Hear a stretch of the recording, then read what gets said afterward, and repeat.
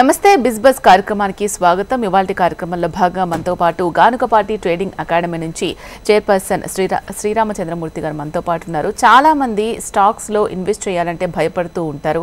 ఎన్నో సంవత్సరాల క్రితం స్టాక్స్ లో ఇన్వెస్ట్ చేసిన వాళ్ళు ఇప్పుడు కోటీశ్వరులు అయ్యారు అని అనుకుంటూ ఉంటారు.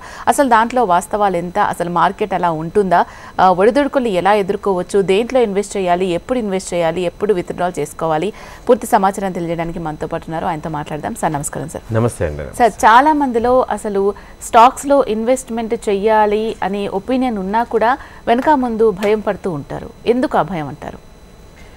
చాలామంది అండి స్టాక్ మార్కెట్లో ఇన్వెస్ట్ చేద్దామని ఉన్నా కానీ ఎక్కువ మంది ఏంటంటే మీరు స్టాక్ మార్కెట్లో చూస్తే 80% ఫెయిల్యూర్ రేట్ ఉంది.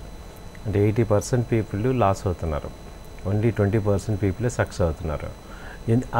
లాస్ అయిన వాళ్ళందరూ కూడా ఎక్కువ స్ప్రెడ్ ఉండటం వల్ల మనకి స్టాక్ మార్కెట్ అనేది ఒక కరెక్టేనా కాదా, అసలు ఇన్వెస్ట్మెంట్ చేయొచ్చా లేదా అనే ఒక డౌట్ వస్తూ ఉంటుంది, అపోహ వస్తూ ఉంటుంది. అయితే నేను చెప్పేది ఏంటంటే ఈ స్టాక్ మార్కెటే కాదు, మీరు ఏ సబ్జెక్ట్ తీసుకున్నా, ఏ ఫీల్డ్లో తీసుకున్నా సక్సెస్ రేట్ 20%. ఇప్పుడు క్లాసులో తీసుకోండి, మనం చదువుకున్న క్లాసుల్లోనే ఫస్ట్ క్లాస్లో ఎంతమందికి వస్తాయి? ఓన్లీ 20%. అంటే ఏంటంటే వాళ్ళే ఫోకస్డ్ చేస్తారు. సో ఎవరైతే ఫోకస్ చేసి దీన్ని మంచి చెడు తీసుకొని లోటుపాట్లు అర్థం చేసుకొని టైం స్పెండ్ చేసి ఎవాల్యుయేట్ చేస్తారో ఆ 20% పీపులే సక్సెస్ అవుతారు కదా. ఇప్పుడు ఏ ఇంటర్వ్యూ అయినా, ఒక జాబ్ ఇంటర్వ్యూ ఉంది మేడం, అక్కడ కూడా అంతే కదా, 80% పీపుల్ లూజర్స్. అంటే వాళ్ళు ఏంటంటే యావరేజ్గా ప్రిపరేషన్ అవుతారన్నమాట. ఒక విన్ అవుదాము, దీన్ని సరిగ్గా అర్థం చేసుకుందాం అని ఒక డెడికేటెడ్గా, ఒక సిస్టమేటిక్గా, ఒక రూల్స్ ఫాలో అవుతూ ఒక ప్రిపేర్ అవని వాళ్ళందరూ కూడా ఆ సబ్జెక్ట్లో ఫెయిల్ అవుతారు కదా. ఇక్కడ కూడా అదే జరుగుతుంది. ఓకే, సో ఫెయిల్ అయిన వాళ్ళ త్రూ ఇది ఎక్కువ విమర్శలకు దారితీస్తుంది అనమాట. ఇన్వెస్ట్మెంట్ చేయాలంటే చాలా భయం, స్టాక్స్లో ఇన్వెస్ట్ చేస్తే అంతా కోల్పోతాం, జీవితం నాశనం అయిపోతుందని చాలా మంది భయమే ఎక్కువగా ఉంది. సో అసలు జనరల్గా చేసే మిస్టేక్స్ ఏంటి? అంటే బేసిక్ మిస్టేక్స్ చేయకుండా ఉంటే ఎంతో కొంత నిలదొక్కుకోవచ్చు, అవేంటంటారు? మీరు అన్నట్టుగా చాలామంది కోల్పోతున్నారు మేడం, చాలా డబ్బులు కూడా లాస్ అవుతున్నాయి. ఇది నిజమే, ఎందుకంటే చాలామంది చేయకూడని పనులు చేయటం వల్ల మనం లాస్ అవుతున్నాం. అంటే ఏంటంటే ఇప్పుడు మనకున్న కెపాసిటీని బట్టి మనము ఎక్స్పెక్ట్ చేయాలి. ఇప్పుడు దీన్ని ఏంటంటే మనం సైకలాజికల్గానే మేజర్గా ఇంపాక్ట్ అవుతుంది. ఇందులో ఇప్పుడు ఒక జాబ్ ఉందనుకోండి, ఆ జాబ్లో ఏంటంటే మనం ముందే ఎంత శాలరీ ఏంటనేది ఫిక్స్ చేసుకుంటాం. కాబట్టి నీ వర్క్కి, నీ శాలరీకి ఒకసారి నెగోషియేషన్ అయిపోయాక మనం నెక్స్ట్ వర్క్లో ఉంటాం. కానీ స్టాక్ మార్కెట్ ఏమవుతుందంటే ప్రతి నిమిషం కూడా మనీతో రిలేటెడే ఉంటుంది. కాబట్టి అసలు ఎంత నేను స్టాండర్డ్గా తీసుకోవాలి, అలాగే నేను ఎంత ఎక్స్పెక్ట్ చేయాలి, ఎంత నేను సంపాదిస్తే ఒక సక్సెస్ అంటాం అనేది తెలియకపోవటం వల్ల ఇక్కడ ఏమవుతుందంటే కేవలం ఈ ఒక పాయింట్ వల్ల ఏమవుతుందంటే ఎంతైనా తీసుకోవచ్చు అని ఎక్కువసార్లు మనం తీసుకున్న దానికి ఆ తర్వాత ఇప్పుడు మనం ఒక స్టాక్ కొంటాం, 100 రూపీస్లో కొన్నాం, 120 రూపీస్ అనేది ఓకే రీజనబుల్ ప్రాఫిట్ అనుకుని ఎగ్జిట్ అవుతాం. అది 120 అలా 160కి వెళ్ళిపోయింది అనుకోండి, మీకేమవుతారు? 20 రూపీస్ ప్రాఫిట్ సంపాదించామని హ్యాపీ ఫీల్ అవుతామా, లేకపోతే పొటెన్షియల్గా 40 రూపీస్ లాస్ అయ్యాము అని ఒక ఫీలింగ్లోకి వచ్చి ఈసారి అలా చేయకూడదని చెప్పి ఈసారి ఏం చేస్తామా, 120 వచ్చినా కూడా అలాగే ఉంటాం. అదేమవుతుంది, 4 రోజులు ఆగి 60 రూపాయలకి వస్తుంది. సో ఇలా మన ఏమవుతుందంటే ఏది కరెక్టు, ఏది రాంగు అనేది తెలియకపోవటం వల్ల మనం ఏది ఎక్స్పెక్ట్ చేయాలి, ఏది ఎక్స్పెక్ట్ చేయకూడదు అర్థం కాదు. ఇదే మేజర్ ప్రాబ్లం. దీనికి సొల్యూషన్ ఏంటి అంటే మనము ఒక చిన్నప్పటి నుంచి కూడా మన టీచర్ దగ్గరికి వెళ్తున్నట్టు ఇందులో కూడా ఎక్స్పర్ట్స్ దగ్గర మనం ముందు ట్రైనింగ్ తీసుకోవాలి. అప్పుడు అసలు సైకలాజికల్గా ఏది రైటు, ఎంతవరకు మనం ఎక్స్పెక్ట్ చేయాలి, రివర్స్ అయితే ఏంటనేది తెలుస్తుంది. ఇది చాలా మన ఏం చేస్తుందంటే టెంప్ట్ చేస్తూ ఉంటుంది ఈ మార్కెట్ అంతా కూడా. సో ఆ టెంప్టింగ్ నుంచి బయటికి రావాలంటే మనం ఒక ప్రొఫెషనల్ అవ్వాలి. అది అవ్వనంత వరకు ఎంత డబ్బులు పెట్టుకున్నా లాస్ అవుతున్నాం. ఓకే, అసలు మరి స్టాక్స్లో ఇన్వెస్ట్ చేయాలి అంటే ఉన్న అనుకూలతలు ఏంటి, ప్రతికూలతలు ఏంటి? ఎగ్జాక్ట్ మేడం, ఉన్న అనుకూలతలు ఏంటంటే స్టాక్ మార్కెట్లో ఇన్వెస్ట్మెంట్ చేయాలి, ఆ ఓడే చాలా ఇంపార్టెంట్. మన ఇన్వెస్ట్మెంటు అంటే ఏంటంటే మనం ఒక ల్యాండ్ కొంటున్నాము, ఇట్స్ ఇన్వెస్ట్మెంట్, డైలీ చూసుకోం మనం. ఒక ఎప్రిసియేషన్ అంటే ఒక ఫ్రీ అమౌంట్తో మనం కొంటాం. అలా ఇన్వెస్ట్మెంట్ అనే వాళ్ళందరూ కూడా మీరు మెంటల్గా ఫ్రీ అవ్వాలి. ఒక 3-4 ఇయర్స్ లేకపోతే ఒక 5 ఇయర్స్ ఆర్జన్లో మనం ఇన్వెస్ట్ చేస్తాం. సో రోజు రేట్లు చూసుకోవటం, తగ్గింది పెరిగింది అనే ఫీలింగ్ నుంచి బయటకు వచ్చేయాలి. ఎవరైతే ఇన్వెస్ట్ చేద్దాం అనుకుంటున్నారో వాళ్ళందరూ కూడా మంచి ఫ్రంట్ లైన్ కంపెనీస్ డౌన్లో ఉన్నప్పుడు, తక్కువ రేట్లో ఉన్నప్పుడు బై చేసుకొని, సో అసలు ఇది అమౌంట్ నాకు ఫ్రీ అమౌంట్ లాగా తీసుకోగలగాలి. అంటే ఆ మెంటల్గా స్ట్రాంగ్ ఉండాలి. డైలీ రేట్లు చూసుకొని ఇది టెన్షన్ అవ్వకూడదు. అప్పుడు ఆ స్టేజ్లో ఎప్పుడు వస్తామంటే మీరు మెంటల్గా క్లియర్గా ఉంటారు. నేను ఇన్వెస్ట్మెంట్ ఒక 5 ఏళ్ళ తర్వాత దీన్ని చూసుకోవాలి. మీకు ఎగ్జాంపుల్ ఇదే చెప్తున్నాను. ఏంటంటే ఒక ఆయన ఉన్నారు, బ్యాంక్లోంచి రిటైర్ అయ్యారు. ఆయనకు ఒక 30 lakhs వచ్చాయి. ఆయన ఒక 20 lakhs ఆ టైంలో ఇన్వెస్ట్ చేశారు. ఇన్వెస్ట్ చేసి ఒక 7-8 ఏళ్ళు వదిలేశారు. ఇవాళ వాళ్ళ డాటర్ మ్యారేజ్, ఆ 20 lakhs 40 lakhs అయినాయి. ఆ 20 lakhsతో ఇప్పుడు ఆయన మ్యారేజ్ చేస్తున్నారు. సో నా క్లయింటే అది ఇన్వెస్ట్మెంట్ అనమాట. మేము ఎన్నోసార్లు ఈ మార్కెట్ పెరిగింది తగ్గింది ఆయనతో మాట్లాడుతుంటే ఆయన ఒకటే అనేవాళ్ళు, సార్ ఇప్పుడు నేను కొన్న రేట్ కన్నా హై రేటే ఉంది కదా, ఇప్పుడు నాకేం అవసరం లేదు. సో ఇప్పుడు నాకేం అవసరం లేదు కాబట్టి నిన్ను అమ్మాల్సిన అవసరం లేదు, మళ్ళీ మార్కెట్లు పెరుగుతుంటాయి కదా అని. అలా ఒక పాజిటివ్గా ఉండాలి. అంటే ఇప్పుడు ఆయన కేసులో తీసుకుంటే ఏంటంటే ఈ అమౌంట్ డైలీ ఆయన లైవ్లీవుడ్కి సంబంధం లేదు. అంటే వేరే ఆల్టర్నేట్గా ఆయన ఇన్కమ్ వస్తున్నప్పుడు ఇది అసెట్ కింద బిల్డ్ చేసుకోవచ్చు. సో అలా అనుకునే వాళ్ళు ఇన్వెస్ట్మెంట్కి వెళ్ళిపోవాలి. Okay okay. అలా కాదు, నేను దీని మీద ఎంతో కొంత సంపాదించాలి, నేను ఎడిషనల్ అమౌంట్ నాకున్న ఖర్చులకి తోడు నాకు కొంత ఇన్కమ్ రావాలి అన్న వాళ్ళు షార్ట్ టర్మ్ ట్రేడింగ్కి వెళ్ళాలి. అంటే బిఫోర్ మీరు ఎంటర్ అయ్యేటప్పుడే మీరు క్లియర్గా ఉండాలి, నేను షార్ట్ టర్మ్ ట్రేడ్ కావాలా, నేను ఇన్వెస్ట్మెంట్లో కావాలా. ఒకసారి షార్ట్ టర్మ్ ట్రేడ్ అనేవాళ్ళు ఏంటంటే దాన్ని రూల్స్ వేరే ఉన్నాయి. దానిలో చేయాల్సిన పనులు, దానిలో యాక్టివిటీస్, దానిలో డిసిప్లిన్ సిస్టమేటిక్గా చేసుకోవటం, దాని రూల్స్ వేరే ఉన్నాయి. ఇప్పుడు ఇన్వెస్ట్మెంట్ రూల్స్ అవి వేరే ఉన్నాయి. ఆ రెండు కలపటం వల్ల ఏమవుతుందంటే మొత్తం కలగాపులగం అయిపోయి కాసేపు ఆప్షన్ చేసి, ఫ్యూచర్ చేసి, ఈక్విటీ చేసి, ఇన్వెస్ట్ అని చెప్పి, షార్ట్ టర్మ్ అని చెప్పి ఇలా రకరకాలుగా చేయటం వల్ల మనం మెంటల్గా ఇంబ్యాలెన్స్ అయిపోతున్నాం. అందువల్ల ఫెయిల్ అవుతున్నాం. సో బిఫోర్ ఓన్లీ మీరు అసలు క్లియర్గా ఉంటే నాకేంటి ఈ మార్కెట్ నుంచి నాకు నెలకి కొంత అమౌంట్ కావాలి అనేవాళ్ళు ఒక టైప్లో ఉండాలి, డీల్ చేయాలి. ఓకే. అలా కాదు, నాకు ఫ్రీ అమౌంట్ ఉంది, ఏదో నాకు 5 years 10 years పిల్లల చదువులు కానీ మ్యారేజ్లు కానీ ఒక అసెట్ బిల్డప్ అవ్వాలి అన్న వాళ్ళ థింకింగ్ వేరే ఉండాలి. అలా కాకుండా మనందరం ఏమంటే ఈ యొక్క క్లారిటీ లేకపోవటం వల్ల మనం బాగా ఒకదాన్ని మిక్స్ చేసేసి అనవసరంగా ఎఫెక్ట్ అయిపోతున్నాం. ఇది జరుగుతుంది. ఓకే. ఒకవేళ అలా ఇన్వెస్ట్ చేయాలి అనుకునే వాళ్ళకి అసలు స్టాక్ మార్కెట్లో ఉన్న అసెట్ క్లాసెస్ గురించి ఒకసారి చెప్పండి. అవునండి, అసెట్ క్లాసెస్ ఎగ్జాక్ట్గా మనం తెలుసుకోవాల్సింది ఏంటంటే ఈక్విటీ అనేది ఒక అసెట్ క్లాస్.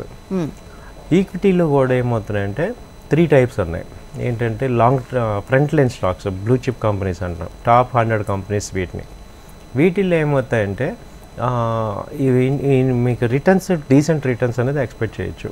అలాగే మార్కెట్స్ ఎంత కరెక్ట్ అయినా కానీ మనకి టెన్షన్ ఉండదు, అవి ఎటు మళ్ళీ పైకి వస్తాయి. ఇప్పుడు హిందుస్థాన్ యూనిలివర్ ఉంది, అది మనకి FMCG కంపెనీ. ఇప్పుడు ఈ ఫాల్లో దాదాపు 600 points డౌన్ అయింది పీక్ నుంచి. అలాగే ఏషియన్ పెయింట్ ఉంది, అది 500 points డౌన్ అయింది. బట్ రేపొద్దున్న అవే పెరిగేది ఒకవేళ మార్కెట్ రికవర్ అయితే. కాబట్టి అలాంటి కంపెనీస్, ఇప్పుడు రిలయన్స్ ఉంది, స్ప్లిట్ అయ్యాక కూడా 200-300 points పెరిగింది. అవే రేపు రికవర్ అయ్యాయి. సో అలాంటి కంపెనీస్ తక్కువ రేట్లో ఉన్నప్పుడు మనం కనుక ఇన్వెస్ట్ చేసుకుంటే వాటిల్లో టెన్షన్ ఉండదు. సో దీన్ని ఒక మేజర్ అసెట్ క్లాస్ అంటాం. సో దీనిలో అట్లీస్ట్ 50-60% అమౌంట్ దీనిలో మనం ఇన్వెస్ట్ చేసుకోవాలి. అలాగే మిడ్ క్యాప్ కంపెనీస్ అంటాం. మిడ్ క్యాప్లో ఏమవుతాయంటే ఎప్పుడైనా ఏ కంపెనీ అయినా గ్రో అయ్యే ఏ కంపెనీ అయినా స్టార్టింగ్ స్మాల్ స్టేజ్ నుంచే పైకి వెళ్తుంది. సో మిడ్ క్యాప్లో ఈ డిఫరెంట్ రెగ్యులర్ ఇండస్ట్రీస్ కాకుండా డిఫరెంట్ సెగ్మెంట్స్లో ఉన్న కంపెనీస్ మంచి పైకి వెళ్ళడానికి ఛాన్సెస్ ఉంటాయి.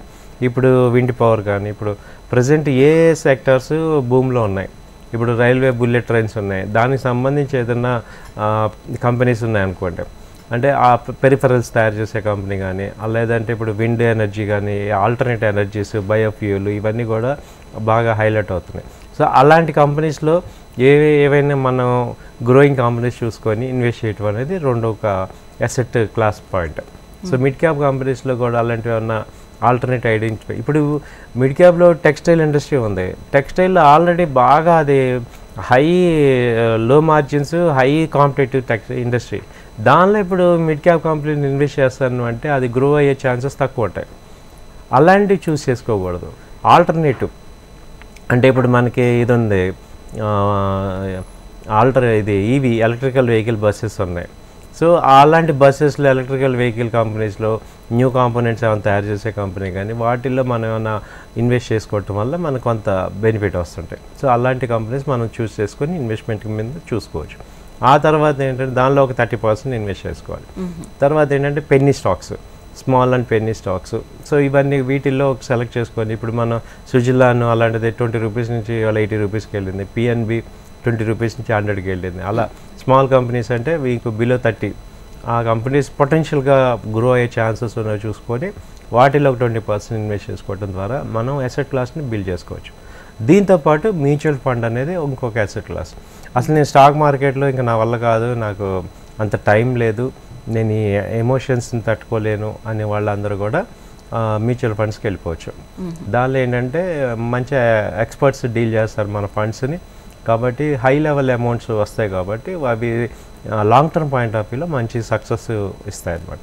షార్ట్ టర్మ్ ఇన్వెస్ట్మెంట్స్ మీరు ప్లాన్ చేసుకోవాలి, టెన్షన్స్ లేకపోతే అన్ని ఇయర్స్ మేము ఆగలేము, త్వరగా రిటర్న్స్ రావాలి అని ఎక్స్పెక్ట్ చేసేవాళ్ళు అని చెప్పారు. సో అసలు లాంగ్ టర్మ్ ఇన్వెస్ట్మెంట్ అంటే ఏంటి, షార్ట్ టర్మ్ ఇన్వెస్ట్మెంట్ అంటే ఏంటి, ఏది ఎవరు చేయాలి? ఎగ్జాక్ట్లీ. ఇప్పుడు లాంగ్ టర్మ్ ఇన్వెస్ట్మెంట్ అంటే ఏంటంటే అందరం కూడా రెండు చేసుకోవాలండి. నేను ఇప్పుడు చెప్పేది ఏంటంటే ఇప్పుడు కంపెనీ ఉంది, 100 రూపీస్లో కొన్నాం, అది 130 దగ్గర ఒక 1 మంత్ ఉండొచ్చు. మనం ఆ 30 రూపీస్ ప్రాఫిట్ బుక్ చేసుకోలేదు అనే ఫీలింగ్లో మనం ఇంకెళ్తుందని చెప్పేసి వెళ్తే ఇప్పుడు ఇలాంటి ఫాల్ మార్కెట్లో అది 90 రూపీస్ రావచ్చు ఒక్కొక్కసారి. అప్పుడు ఏమనిపిస్తుందంటే అరే 130లో బుక్ చేసుకోలేకపోయాను అనిపిస్తుంటాం. అలాగే ఒక కంపెనీ 130లో బుక్ చేయగానే అది 180కి వెళ్ళిపోవచ్చు. సో ఈ రెండు పాసిబిలిటీస్ని బ్యాలెన్స్ ఎలా చేయాలి అంటే మనము కొంత అమౌంట్ మనం ఒక కంపెనీని ఐడెంటిఫై చేసి కొంత అమౌంట్ లాంగ్ టర్మ్ ఇన్వెస్ట్మెంట్ కింద తీసుకోవాలి, కొంత అమౌంట్ షార్ట్ టర్మ్ తీసుకోవాలి. ఒక 60% లాంగ్ టర్మ్ తీసుకున్నాం అనుకోండి, ఒక 30% 40% షార్ట్ టర్మ్ చేస్తుంటే మనం అప్పుడు ఏమవుతామంటే ముందే ఫిక్స్ చేసుకోవాలి, ఇది ఈ కంపెనీ నేను ఒక 5-6 ఏళ్ళు ఉంటాను ఈ కంపెనీలో. సో అనేది ఆ కంపెనీని ఇంకా దాన్ని చూడకూడదు. 5-6 ఏళ్ళు ఉంటాను అన్నప్పుడు ఆ కంపెనీకి అసలు అంత పొటెన్షియల్ ఉందా లేదా అనేది చెక్ చేసుకోవాలి. మీకు 3 years back example ICICI bank 300 rupees అంటే స్ప్లిట్ అయ్యి బోనస్ ఇచ్చాడు, ఇవాళ అదే 1200 అయింది. ఇప్పుడు ఇదే ఐసిఐసిఐ మళ్ళీ 3-4 years అయితే మళ్ళీ 2500 3000 దాకా వెళ్ళిపోతుంది. సో ఇప్పుడు మనం ఇలాంటి లాంగ్ టర్మ్ ఇలాంటి స్ట్రాంగ్ కంపెనీస్ కనుక ఇప్పుడు యాక్సిస్ బ్యాంక్ ఉంది 1100 అలా ఉంది. సో అది కూడా అంతే 300 నుంచి 1100 అయిపోయింది. సో ఇలాంటి కంపెనీస్ మనం డైలీ ఒక 20 ఏళ్ళ నుంచి చూసే కంపెనీస్ ఇవి స్టాండర్డ్ కంపెనీస్. వీటిల్లో అసెట్ని బిల్డ్ చేసుకుంటాం. సో ఈ వీటిల్లో ఏం చేయాలంటే ఓకే ఇది లాంగ్ టర్మ్ లాగా తీసేసుకుందాం అని చెప్పేసి హోల్డ్ చేసుకోండి. నెక్స్ట్ వేరే కంపెనీస్ తీసుకొని ట్రేడ్ చేసుకోండి. ఆ ట్రేడ్ షార్ట్ టర్మ్ చేసుకోవడానికి టెక్నికల్స్ నేర్చుకోండి. సో మనం అసలు ఈ రెండిట్లో మనం ముందు బేసిక్ ఏంటంటే ఏది చేయాలన్నా నాలెడ్జ్ కావాలి. ఎమోషన్స్ కాకుండా మనం నాలెడ్జ్ ఓరియంటెడ్గా వర్క్ చేస్తే ఎంత మీరు నాలెడ్జ్ గెయిన్ చేయగలిగితే అంత అసెట్ బిల్డప్ అవుతుంది.